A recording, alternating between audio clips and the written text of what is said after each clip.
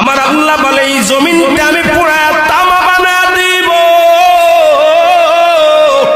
এই জমিনের মধ্যে যত পানি আছে পানিগুলো আমি আল্লাহ পুরায়া ছাই বানায়া দিব। যেদিন কিচ্ছু বলতে কিচ্ছু থাকবে না, সেদিন থাকবে শুধু আমার আল্লাহ। আজকে কার জন্য সুদ খাও, কার জন্য ঘুষ খাও, কার জন্য ব্যভিচার করো, কার জন্য অন্যায় করো রে মন, কার জন্য তোমরা এত বাদই করো। আরে আজকে একটা কথা বলতে গেলে কষ্ট হয়।